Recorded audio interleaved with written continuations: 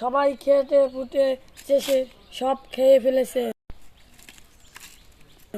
দেখতে পাচ্ছেন বড় বড় কাঁঠাল, কিন্তু যে বানাইছে ছোট কাঁঠাল দিয়ে। এতদিন পর গ্রামে এসেছি, আর কাঁঠালের মোচা দিয়ে ভর্তা তৈরি করে খাবো না তা কি হয়?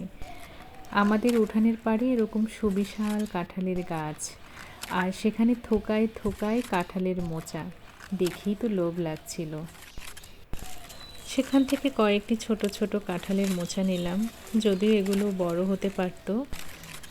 তারপরও কাঁঠালের মোচার যে একটা আলাদা মজা, সেটা তো আর বড় কাঁঠালে পাওয়া যাবে না। ইস, এই কাঁঠালটা কি সুন্দর, তাই না? উঠানের পাড়ে মরিচের গাছ, সেখান থেকে কয়েকটি মরিচ তুলে নিচ্ছি, যদিও এখান থেকে খুবই সামান্য ব্যবহার করা হবে, এগুলো তো খুবই ঝাল। উঠানের এক কোণে আছে বিলাতি ধনিয়া পাতা। এই ধনিয়া পাতার ঘ্রাণ কিন্তু খুবই সুন্দর। শহরে সচরাচর এই ধনিয়া পাতা পাওয়া যায় না। পুকুর পাড়ে কলা গাছ থেকে কলা পাতা নিচ্ছি পরিবেশনের জন্য। এই ভর্তার আরেকটি মূল উপকরণ হচ্ছে তেঁতুল, সাথে দেব খেজুরের পাতলা গুড়।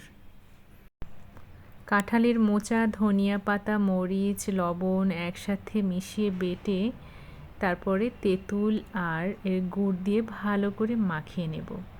দিয়ে দেব সরিষার তেল, সামান্য লবণ।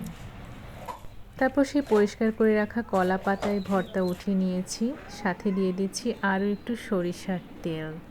বাহ, দেখতে যেমন সুন্দর হয়েছে, খেতেও হয়েছে দারুণ। মানে না খেলে বোঝানো যাবে না যে কতটা মজার এই কাঁঠালের মোচা ভর্তা। তো বাইরে আবার একটু ভিডিও করার জন্য নিয়ে এসেছি।